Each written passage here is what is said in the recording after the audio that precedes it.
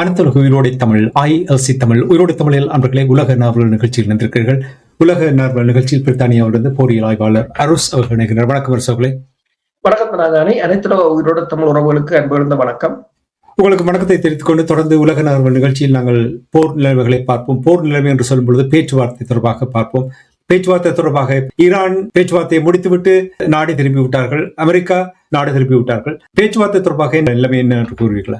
பேச்சுவார்த்தை தொடர்பாக நீங்கள் கூறியது போலதான் அமெரிக்காவின் தூதுக்குழுவும் பேச்சுவார்த்தை குழுவும் பாகிஸ்தான் ஈரான் பேச்சுவார்த்தை குழுவும் நாடு திரும்பி இருக்கிறார்கள். ஈரான் பேச்சுவார்த்தை குழுவுக்கு பாகிஸ்தான் தனது போர் விமானங்களையும் துடக்கி அனுப்பி இருந்தது அவர்களுடைய பாதுகாப்புக்காக. அதற்கு பிறகு இந்த பேச்சுவார்த்தை உலக நாடுகளை மிகப்பெரிய ஒரு கவலைக்குள் ஆழ்த்தி இருக்கின்றது. ஏனென்று சொன்னால் இந்த பேச்சுவார்த்தை பிறகு இந்த ஹார்முஸ் நீரிணை திறக்கப்படும், உலகத்தின் பொருளாதாரத்துல தற்போது இருக்கிற நெருக்கடிகளை கொஞ்சம் குறையும் என்று நினைத்த பல நாடுகளுக்கு இது ஒரு பெரிய ஏமாற்றமாக மாறி இருக்கின்றது. அந்த ஏமாற்றத்தை பிரித்தானியாவின் சுகாதாரத்துறை அமைச்சர் கூறுகிறார், இது ஒரு மிகவும் ஒரு டிஸ்அப்பாயின்மெண்ட் என்று சொல்லி, தங்களுக்கு ஒரு ஏமாற்றமாக இருக்கிறது என்று சொல்லியும், ஆனால் இந்த பேச்சுக்கள் இந்த அதாவது ராஜதந்திர முயற்சிகளை தொடர வேண்டும் என்று கூறியிருக்கின்றார். அதே கருத்தை தான் ஆஸ்திரேலியாவின் வெளிவார அமைச்சர் பெனி வாங் அவர்களும் கூறியிருக்கின்றார். என்று சொன்னால் இந்த போர் நிறுத்தத்துக்கு முக்கியத்துவம் பிரையாரிட்டி கொடுக்க வேண்டும் என்று சொல்லியும், பேச்சுவார்த்தைகள் முறிந்தது தங்களுக்கு மிகப்பெரிய ஒரு கவலையை கொடுப்பதாக. உங்களுக்கு தெரியும், ஆஸ்திரேலியா மிகப்பெரிய நெருக்கடியை சந்தித்துக் கொண்டிருக்கின்றது எரிபொருள் விநியோக தொடர்பில். அதே சமயம் நீங்க பாத்தீங்கன்னு சொன்னால் இந்த பாகிஸ்தான் ஊடகங்கள் தெரிவித்திருக்கின்றன, 2 அமெரிக்க வெளிவார அமைச்சர்களின் கருத்தின் அடிப்படையில் அவர்களுடைய கூறியிருக்கிறார்கள் என்று சொன்னால், இந்த போர் பேச்சுவார்த்தை முறிவடைந்திருந்தாலும் போர் நிறுத்தம் ஏப்ரல் 21 வரையிலும் அது நீடிக்கும் என்று அவர்கள் கூறியிருக்கிறார்கள்.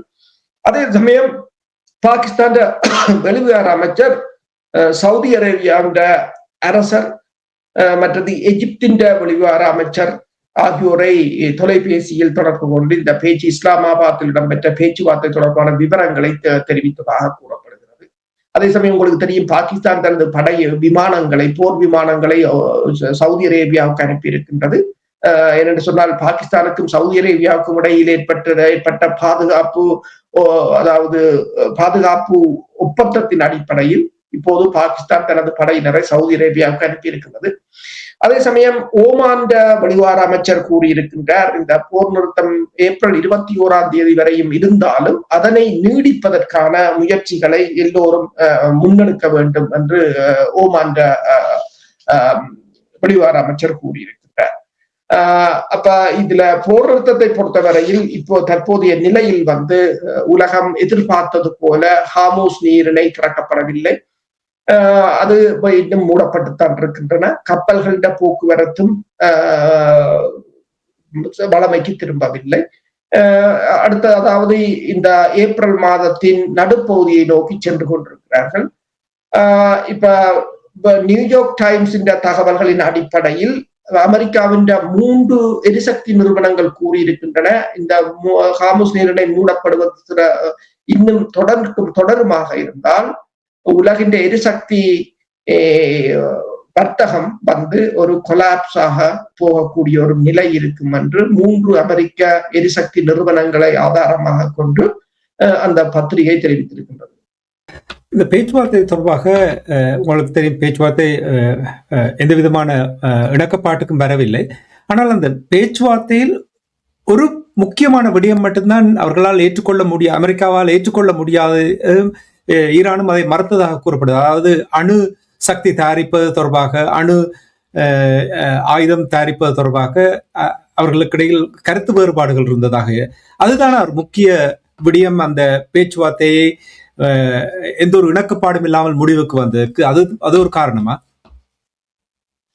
அதுவும் ஒரு காரணம். என்னென்று சொன்னால், இந்த பேச்சுவார்த்தையில் அமெரிக்கா 3 முக்கிய நிபந்தனைகளை வைத்திருந்தது என்று கூறுகிறார்கள். ஆனால் அந்த 3 முக்கிய நிபந்தனைகளையும் இவர்கள் முன்னர் கூறவில்லை. பிறகுதான் அவர்களோட 15 அம்ச திட்டத்தில் இருந்தாலும் அந்த 3 முக்கிய அம்சங்களை அமெரிக்கா முன்வைத்திருந்தது. என்னென்று சொன்னால் ஏன் அது ஃபெயிலியர் ஆனது என்று சொன்னால், ஒன்று நீங்கள் கூறியது போல நியூக்ளியர் இஷ்யூ வந்து, அதாவது அமெரிக்கா டிமாண்ட் பண்ணது என்று சொன்னால் இத அந்த யுரேனியத்தை கையளிக்க வேண்டும். அது மட்டுமல்லாது இந்த யுரேனியம் சென்ட்ரிபியூஜ் பண்ற மையங்களை டிஸ்மேண்டில் பண்ண வேண்டும், இல்லாது செய்ய வேண்டும். அடுத்ததாக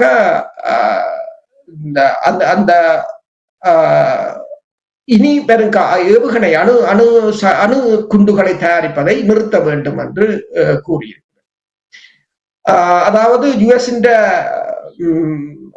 குயிக்கா அது அவர்களின் 3 அம்ச கோரிக்கை என்னவென்று சொன்னால், நோ நியூக்ளியர் வெப்பன்ஸ், அதாவது அணு ஆயுதங்கள் தயாரிக்கக்கூடாது, ஹோர்முஸை திறக்க வேண்டும், உடனடியாக போரை நிறுத்த வேண்டும். ஈரான் டிமாண்ட் என்று சொன்னால் எல்லா தடைகளையும் நீக்க வேண்டும், எல்லா தடை செய்யப்பட்ட, அதாவது இவர்களால் ஃப்ரீஸ் பண்ணப்பட்ட தங்கள் நிதிகளை விடுவிக்க வேண்டும், இழப்பீடு தர வேண்டும், ஹோர்முஸை வந்து தாங்கள் முற்றாக கையகப்படுத்த, அதாவது ஃபுல் கண்ட்ரோல் ஆஃப் ஹோர்முஸ், அதுதான் அவர்களுடைய நிபந்தனையாக இருந்தது. இங்க வந்து பிழைச்சது என்ன, ஃபெயில் எங்கே என்று சொல்கிறார்கள் என்று சொன்னால், ஒன்று இந்த நியூக்ளியர் இஷ்யூ, இரண்டாவது வந்து ஹோர்முஸ். அமெரிக்கா கூறியிருக்கின்றது அதை உடனடியாக திறக்க வேண்டும், ஆனால் அது வந்து இந்த பேச்சுவார்த்தையில் ஒரு பேரம் பேசும் பொருளாக இருக்கக்கூடாது. அதே சமயம் வந்து ஈரான் இந்த அசெட் ரிலீஸ் பண்றது அல்லது இழப்பீடுகளை, இந்த போர்னால் இவர்கள் மேற்கொண்ட சேதங்களுக்கான இழப்பீடுகளிலும் இருதரப்பும் உடன்படவில்லை என்று கூறப்படுகிறது. அப்ப இந்த நிலையில வந்து செகண்ட் ரவுண்ட் இருக்குமா இருந்தால், இப்ப 2வது உளவு பாசிபிள் என்று சொன்னால், இதுல வந்து அவர்கள் கூறுகிறார்கள் என்று சொன்னால், இந்த நிபந்தனைகளில் ஏதாவது விட்டுக் கொடுப்புகளாக இருக்குமாக இருந்தால் இருதரப்பிலும் 2வது சுற்று பேச்சுக்களுக்கான சந்தர்ப்பம் இருக்கும் என்று கூறுகிறார். எந்த கட்டத்தில் அப்பாஸ் அரக்சி அவர்களுக்கும் விட்காஃபுக்கும் இடையே பெரிய வாக்குவாதம் நடந்ததாக கூறப்படுது? எந்த கட்டத்தில் இந்த வாக்குவாதம் நடைபெற்றது? ஹார்முஸ் நீரிணையின் தொடர்பாக மிகப்பெரிய வாக்குவாதம் இடம்பெற்றதாக கூறப்படுகிறது. துருக்கியின் ஊடகம் கூறியிருக்கின்றது இருவரும் அதில் பலத்த குரலில் சண்டை பிடித்ததாக கூறியிருக்கின்றது. ஏனென்று சொன்னால் இவர்களுக்கு பெரிய பிரச்சனை இந்த ஹார்முஸ் நீரிணை தான்.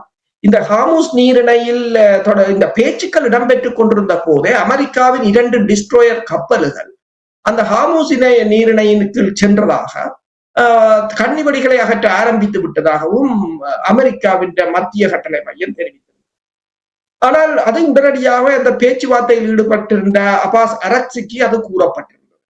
அந்த சந்தர்ப்பத்தில் தான் இவர்கள் என்னென்றால் பேச்சுவார்த்தையை ஒரு மையப்பொருளாக வைத்துக் கொண்டு பின்னுக்கு இத்திரைமறைவில் இவர்கள் ராணுவ நடவடிக்கையை எடுக்கிறார்கள் என்ற ஒரு சந்தேகம் ஈரானுக்கு ஏற்பட்டிருந்தது.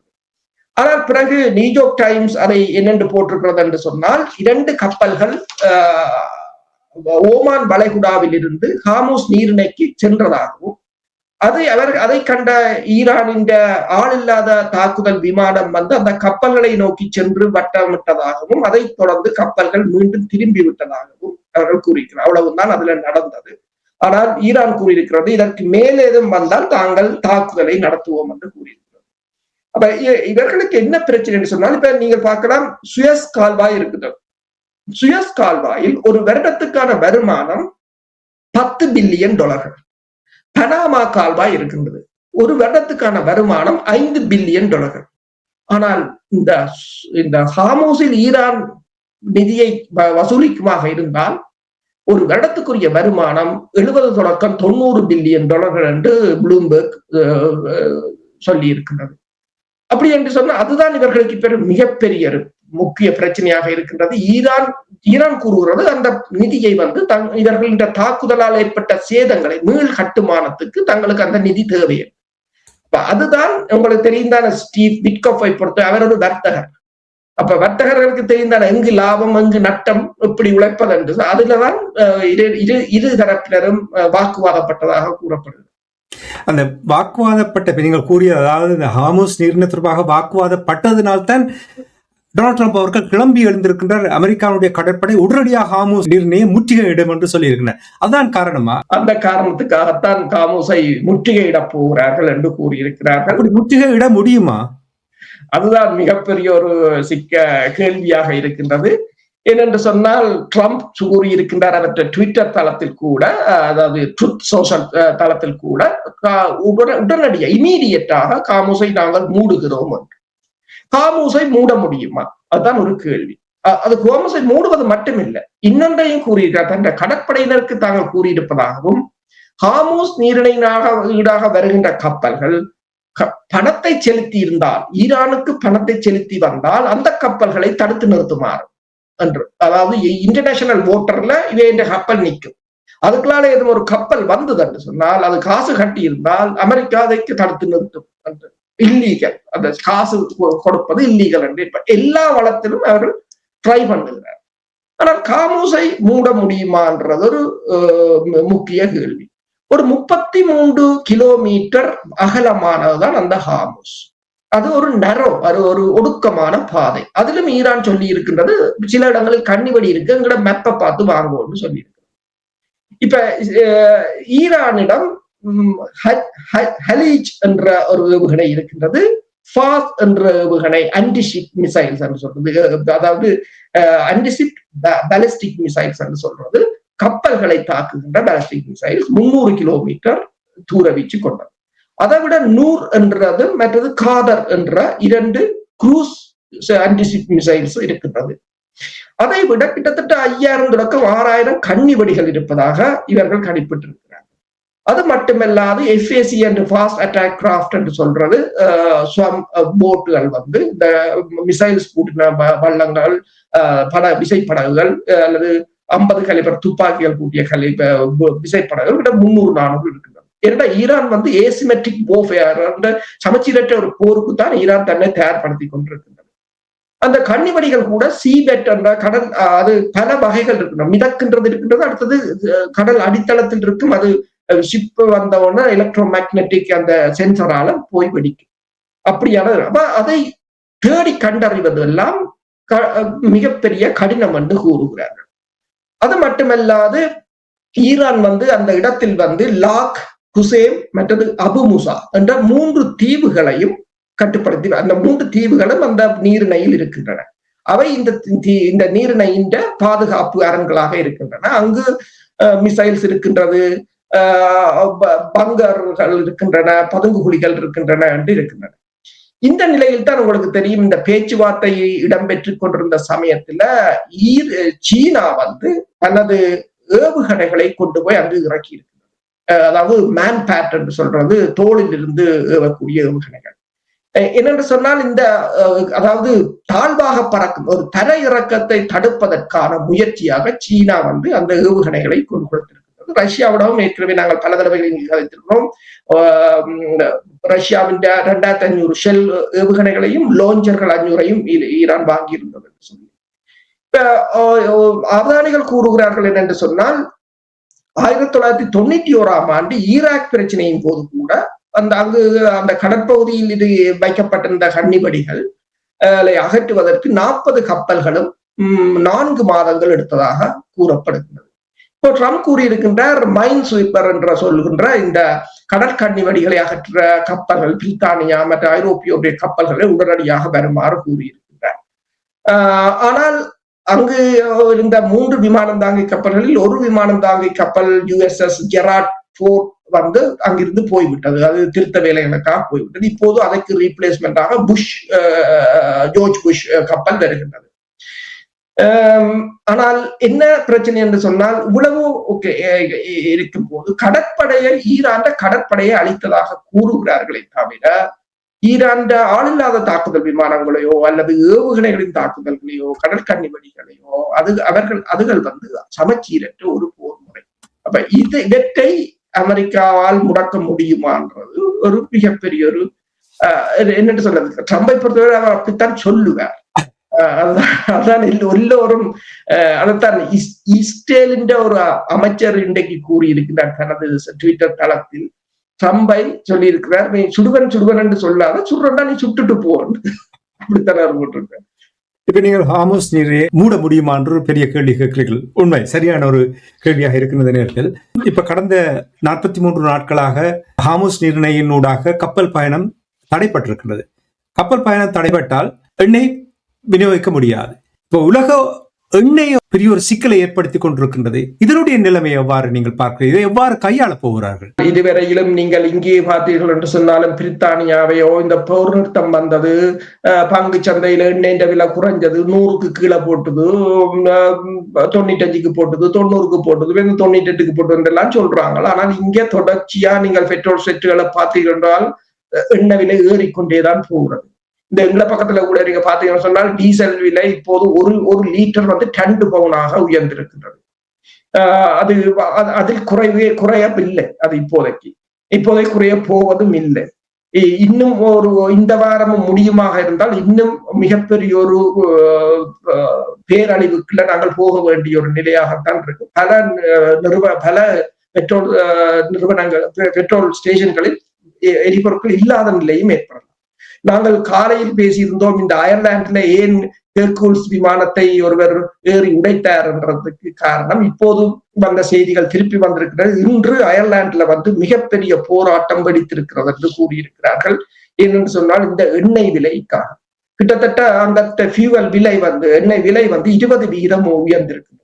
விவசாயிகளால் விவசாயம் செய்ய முடியாது. டீசல் விலையும் அவ்வளவுக்கு உயர்ந்திருக்கிறது. 500, அதாவது அயர்லாந்து முழுக்க இருக்கிற 1200 பெட்ரோல் நிலையங்களில் 500 நிலையங்கள் மூடப்பட்டிருப்பதால பெட்ரோல் தட்டுப்பாடு இருப்பதாக கூறப்படுகிறது 500 நிலையங்களில்.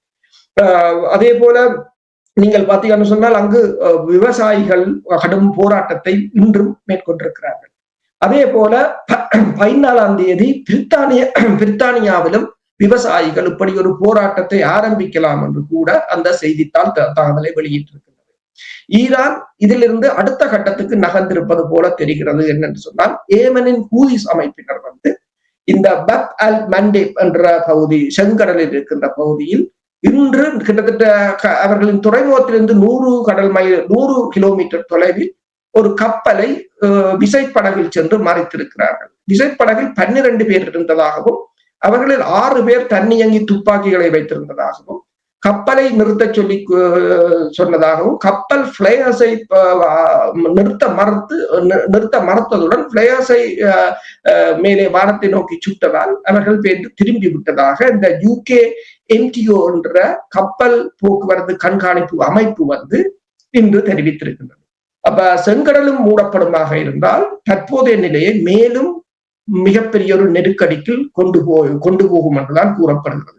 இப்ப இந்தியாவில நீங்கள் பார்த்தீர்கள் என்று சொன்னால் இந்தியாவில கவர்மெண்ட் இப்போது அங்கு விவசாயிகள் மிக கடுமையான பாதிப்பை சந்தித்து வருவதாக அல் ஜசீராவும் ஒரு டாக்குமெண்ட்ரியை வெளியிட்டிருக்கிறது, ரஷ்யா டுடேயும் ஒரு டாக்குமெண்ட்ரியை வெளியிட்டிருக்கின்றது. இப்போது இந்திய அரசு வந்து விவசாயிகளுக்கு மானியமாக, அதாவது இந்த விவசாயத்தை தக்க வைக்க வேண்டும் அல்லது ஃபார்மர்ஸை தக்க வைக்க வேண்டும் என்றதுக்காக $565 மில்லியன் மானியத்துக்கு ஒதுக்கி இருக்கிறது. எல்லாம் இது அரசாங்கத்தின் நிதியில் தான் கடுமையான பாதிப்பை ஏற்படுத்தும் அல்லது பொருளாதாரத்திலும் பாதிப்பை ஏற்படுத்தும். அதே போல பாகிஸ்தான் 2 சூப்பர் டேங்கர்ஸ் என்று சொல்ற 2 டேங்கர்ஸ் இந்த ஹார்முஸ் நீரிணையினூடாக வெளிவர முற்பட்டதாகவும் அதனை ஈரானிய கடற்படையினர் திருப்பி அனுப்பிவிட்டதாகவும் இப்போது ப்ளூம்பர்க் தெரிவித்திருக்கின்றது. இந்தியாவை பொறுத்தவரையில் இந்தியாவில ஒரு வருடத்துக்கு 60 மில்லியன் மெட்ரிக் டன் உரம் வந்து இறக்குமதி செய்யப்படுவதற்கு அல்ல இந்தியாவில, மற்றது உள்ளூர் உற்பத்தியும். ஆனால் இந்த எரிபொருள் விநியோகத்தால் உரமும் இல்லாத ஒரு நிலையாக இருக்கின்றது. விவசாயிகள் இந்த சீசனை தவறவிட்டால் பிறகு அவர்கள் அடுத்த சீசன் வரையும் காத்திருக்க வேண்டிய ஒரு நிலையாகவும் இருக்கிறது. இங்கேயும் அப்படித்தான், ஸ்பிரிங்ல தான் அவர்கள் விவசாயத்தை ஆரம்பிப்பது என்று உலகம் மிகப்பெரிய ஒரு பிரச்சனைக்கு முகம் கொடுத்துக் கொண்டிருக்கிறது. பாரிய ஒரு சவாலை எதிர்நோக்கி கொண்டிருக்கின்றது. நேற்று டொனால்ட் ட்ரம்ப் அவர்கள் அமெரிக்காவில் உள்ள ஊடகம் ஃபாக்ஸ் நியூஸுக்கு செவி கொடுக்கும் பொழுது என்னால் ஈரானை ஒரு நாளில் வீழ்த்திவிட முடியும் என்று கூறியிருக்கின்றார். அதை கூறிவிட்டு சொல்லியிருக்கார் என்னன்னு சொன்னால், இப்ப நீங்கள் ஹார்முஸ் நீரிணை தொடர்பாக கூறும் பொழுது எண்ணெய் வராது பெரிய ஒரு சிக்கல் கண்டதை நீங்கள் இப்பொழுது தெளிவாக கூறும் பொழுது, பிரித்தானியாவும் மற்றும் சில நாடுகளும் இந்த கன்னிவடி அகற்றும் கடற்படையை அங்கே அனுப்ப போவதாக கூறுகிறார்கள். இது சாத்தியமா? ஈரான் அனுமதிக்குமா? ஈரான் தெளிவாக கூறிவிட்டது, எந்த ஒரு நடவடிக்கையையும் தான் படைபலம் கொண்டு எதிர்ப்பேன் என்று கூறியிருக்கின்றது. நாங்கள் முதலே பேசியிருந்தோம், நான் இந்த எவ்வளவு சாத்தியம் இந்த இவர்கள் இந்த கன்னிவடி அகற்றுவதோ அல்லது ஈரான் அனுமதி இல்லாமல் ஹார்முஸை திறப்பதோ எவ்வளவு சாத்தியமற்றது என்பதை கூறியிருந்தேன். பிரித்தானியா 30 நாடுகளை இப்போது பேசி வருவதாக கூறியிருக்கிறது. ஆனால் அது இவ்வளவு தூரம் சாத்தியப்படும் என்றது மிகப்பெரிய ஒரு பிரச்சனை. இப்போது ஆனால் பல நாடுகள் இப்போது ஈரானுடன் ஒட்டுறவாட முற்பட்டு நிற்கின்றன. இத்தாலியின் அதிபர் மெலோனி ஈரானுக்கு அடுத்த மாதம் ஒரு பயணத்தை மேற்கொள்ள இருப்பதாகவும் தகவல்கள் வெளிவந்து கொண்டிருக்கின்றன. ஆனால் இப்ப நீங்கள் கேட்டது போல ஒரு நாளைக்கு ட்ரம்ப் இந்த ஈரானை வீழ்த்தி விடுவேன் அது போட்டிருக்க, இல்லை ஒரு நாள் இல்லை, ஒரு மனத்தியாலம். இதுக்கு நாங்கள் என்னத்தை சொல்றது தெரியும். ஏன்னா ஏற்கனவே 40 நாள் என்ன நடந்ததுன்றதை இந்த உலகம் உன்னிப்பா பார்த்து கொண்டுதான் இருக்குது. அப்ப ட்ரம்புக்கு தெரியாம இருக்கலாம், ஆனால் இந்த உலகம் பார்த்து கொண்டுதான் இருக்கு. இந்த நிலையில் நியூயார்க் டைம்ஸ் ஒரு சின்ன ஒரு கருத்தை வெளியிட்டு இருக்கிறது. உலகம் ஒரு புதிய உலக போர் காலத்துக்கு நுழைகிறது என்று அதற்கு தலைப்பிட்டு இருக்கிறது. அது என்ன சொல்லுகிறது என்று சொன்னால், ஈரான் போர் ஒரு புதிய உலக போரின் தொடக்கத்தை குறிக்கின்றது. இதில் கிழக்கு ஐரோப்பிய நாடுகள் முன்னெப்போதும் இல்லாத ஒருங்கிணைப்புடன் வாஷிங்டனுக்கு எதிராக ஒரு முழுமையான தேவி உத்தியை கையாளுகின்றன. ஹார்முஸ் நீரிணை மீதான நெருக்கடியில் ராஜதந்திரத்தின் தோல்வியும் உக்ரைனில் தொடரும் தேக்க நிலையும் அமெரிக்காவையும் அதன் பாரம்பரிய இராணுவ கருவிகளையும் கொண்டு சர்வதேச பாதுகாப்பை இனி உறுதி செய்ய முடியாத ஒரு நிலைக்கு தள்ளியுள்ளது என்று அவர்கள் நினைத்திருக்கிறார்கள்.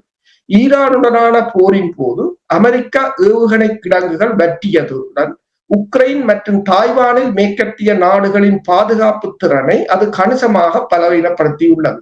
ஒரே நேரத்தில் பல போர்களை நடத்துவதற்கு அமெரிக்காவின் தொழில்துறை திறன் இனி போதுமானதாக இல்லை. இப்போது இந்த உலக போரில் ஒரு குறிப்பிட்ட போர்க்களத்தில் மட்டும் அரங்கேறவில்லை, மாறாக பொருட்களின் விநியோக சங்கிலியிலும் வால் ஸ்ட்ரீட்டில் உள்ள எரிவாயு விலைகளிலும் மற்றும் இரகசியமான இராணுவ தொழில்நுட்ப கூட்டணியிலும் அரங்கேறி வருகிறது என்று அது கூறியிருக்கின்றது. அதாவது இனிமேல் அமெரிக்காவை நம்பி பிரயோசனம் இல்லை என்ற நிலைக்கு கிழக்கு ஐரோப்பிய நாடுகள் கூட வந்திருப்பதாகவும், அது கிழக்கு ஐரோப்பிய நாடுகள் இல்ல, மேற்கு ஐரோப்பிய நாடுகளாக இருக்கலாம், ஆசிய நாடுகளாக இருக்கலாம், பல நாடுகளுக்கு அது விரிவடைந்திருப்பதாக இந்த நியூயார்க் டைம்ஸ் போட்டிருக்கு. நிறைவாக நீங்கள் ஆரம்பத்தில் கூறினீர்கள் பல நாடுகள் கவலை தெரிவித்திருக்கின்றன கூறினீர்கள். இப்போ உங்களுக்கு தெரியும், காசாவில் இஸ்ரேல் நடத்திய அந்த கொடூர கொலைகளை, எத்தனை குழந்தைகளை கொன்றொழித்தார்கள். அதே போல் இப்பொழுது லெபனானிலும் தொடர்ச்சியாக நடத்தி கொண்டிருக்கின்றார்கள். பார்க்கும் பொழுது இந்த உலக நாடுகள், மேற்கத்திய நாடுகள், வல்லரசு நாடுகள் எல்லாம் பார்த்து கொண்டிருக்கிறார்கள் என்று கேட்கும் பொழுது நம்பவே முடியாமல் இருக்கிறது. ஏன் நீங்கள் கூறுவீர்கள் பல நாடுகள் கவலை தெரிவித்திருக்கிறார்கள் இப்பொழுது இருக்கிற நிலைமை என்றதை கூறுவீர்களா? நல்ல கேள்விதான். என்னென்று சொன்னால், அதாவது இதை நான் வேறொருவரிடம் பேசியிருந்தேன். இந்த போர் ஈரான் ஒன்றை கேட்டிருந்தது, லெபனானில் இருக்கின்ற லெபனான் போர், அதுவும் ஒரு முக்கிய காரணம் இந்த போரின் முறிவுக்கு. லெபனானில் போர் நிறுத்தத்தை கொண்டு வரும்படி அதை செய்ய முடியவில்லை. அமெரிக்காவும் அதில் பின்வாங்கிவிட்டது. இந்த உலக நாடுகள் நீங்கள் அதையாவது நிறுத்தி இருக்கலாம். நீங்கள் அதையெல்லாம் நிறுத்தாமல் ஈரானை நிறுத்து என்று சொல்வதில் எந்தவித அர்த்தமும் இல்லை. இப்போது துருக்கியின் அதிபர் ரஜீப் எடோகன் அவர் ஒன்றை கூறியிருக்கின்றார். இஸ்ரேலுக்கு எதிராக தான் தாக்குதலை ஆரம்பிக்க போவதார். எனக்கே அது பெரிய ஒரு ஆச்சரியமாக இருந்தது. அவர்தான் இஸ்ரேலுக்கு பெருமளவான எரிவாயுவை வழங்கி கொண்டிருக்கிறார். ஏனென்று பார்த்தால் நடத்துவோம் என்று கூறுகிறேன். ஏனென்றால் லிபியாவிலும் மற்றது ஹரபாக் என்றது இந்த அசர்பைசானுக்கும் ஆர்மேனியாவுக்கும் இடையில எல்லா பகுதியில நடைபெற்ற போர் நீங்கள் பார்க்கலாம். நினைக்கிறேன் 2 வருடங்களுக்கு முன்னர் அந்த போரிலும் துருக்கி பங்கேற்றதாகவும், லெபனானில் இவ்வாறு தொடர்ச்சியாக மக்கள் கொல்லப்படுவதை தாங்கள் இனிமேலும் பார்த்துக் கொள்ள முடியாது, எனவே இஸ்ரேலை ஆக்கிரமிக்கும் நடவடிக்கையை துருக்கி ஆரம்பிக்கும் என்று கூறியிருக்கிறார். சரி, இப்ப நீங்கள் என்னென்று சொன்னால், ஒரு இஸ்ரேலுக்காக இஸ்ரேல் போரை செய்து கொண்டிருக்கிறது. அந்த போர் தேவையா தேவையில்லையா, அதுல உணவு மக்கள் கொல்லப்பட்டுக் கொண்டிருக்கிறார். அந்த போர் இந்த ஹார்மோஸ் நீரிணை வரையும் எதிரொலிக்கிறது. ஹார்மோஸ் நீரிணை இந்த உலகம் வரையும் எதிரொலிக்கிறது. ஒரே ஒரு கேள்வி, இந்த இஸ்ரேலின் இந்த நடவடிக்கைக்காக இவ்வளவு உலக மக்களும் துன்பத்தை அனுபவிக்க வேண்டுமா? உணவு மக்களும் பட்டினியால் சாக வேண்டுமா? நெத்தனியாவோ சொல்வாரு இஸ்ரேல் சூப்பர் நேஷனா வரணும், நீங்கள் சூப்பர் நேஷனா வரணும் என்றதுக்காக நாங்கள் இவ்வளவு பேர் காசு செலவழி, அத்தனை எரிபொருட்கள் விலையேற்றம், உணவுப் பொருட்கள் விலையேற்றம், உலகம் துன்பத்தில் ஆழ்ந்து கொண்டிருக்கிறது ஒரே ஒரு சிறிய நாட்டுக்காக. அப்ப நீங்கள் சொன்னது போல இதை அவர்கள் இந்த துன்பத்துக்குரிய காரணம், அயர்லாந்துல பிளேனை உடைச்சார்கள் என்று சொன்னால் அவர்களுக்கு துன்பம் வரும்போது அவர்கள் இப்போது விளங்குகிறது. எல்லோரும் தான் பே பண்ணி கொண்டிருக்கிறோம், எல்லாரும் துன்பப்பட்டுக் கொண்டிருக்கிறோம் என்ற நிலையில் அப்ப இனி உலகம்தான் இதை பற்றி முடிவெடுக்க வேண்டும். நீங்கள் ஒரே அடியாக ஈரானை கையை காட்டுவது விடுத்து விட்டு எங்கு பிழை இருக்கிறது என்பதை நீங்கள் யோசித்தீர்கள் என்று சொன்னால் இதுக்கான தீர்வு இலகுவானது. ஈரான் கூறுகின்ற எந்த காரணமும் எந்த ஒரு நிபந்தனையும் நிறைவேற்ற முடியாதது இல்லை. உங்களால் நிறைவேற்ற கூடாது என்று இருக்கிறீர்கள். அப்ப இதற்கான விளைவு உங்கள் பக்கம்தான் இருக்கிறது. அதுவும் அவர்கள்லாம் தீர்மானிக்க வேண்டும். இவர்கள் என்ன வச்சிருக்கலாம், என்ன செய்யலாம், என்ன செய்யக்கூடாது, விரும்புகின்றவர்களுக்கு அவற்றை எல்லாத்தையும் கொடுப்பதற்கு அவர்கள் தயாராக என்ன உலகம் என்று புரிந்து கொள்ள முடியாமல் இருக்கிறார். நன்றி அரசுகளை இன்றும் கூட தகவல்களை திரட்டி உயிரோடு தமிழ் உறவுகளுக்கு எடுத்தமைக்காக அன்பர்கள் சார்பாக நன்றி கூறிக்கொண்டு மீண்டும் அடுத்த நிகழ்ச்சியில் இணைந்திருப்போம். அதுவரைக்கும் நன்றி, வணக்கம். நன்றி, வணக்கம். எமது பார்வையாளர்களுக்கு வணக்கம். மக்களின் குரலாய் ஓங்கி ஒலிக்கும் இலக்கு மின்னிதழ் மற்றும் உயிரோடை தமிழ் வானொலி ஆகிய இவ்விரு ஊடகங்களும் உங்களைப் போன்ற எமது நேயர்கள் நண்பர்களின் ஆதரவிலேயே இயங்கி வருகின்றன. மிக குறைந்த வளங்களுடன் பல இடர்கள் மற்றும் தடைகளை தாண்டி பயணிக்கும் எமது ஊடகங்களின் பணிகள் மேலும் வளர உங்களால் முடிந்த நிதியுதவியை வழங்கி இன்னும் காத்திரமான செயற்பாடுகளை முன்னெடுக்க உதவுமாறு மிகவும் பணிவன்புடன் வேண்டி நிற்கின்றோம். உங்கள் பங்களிப்பு உங்களின் உரிமை குரலாய் ஓங்கி ஒலிக்கும். நன்றி.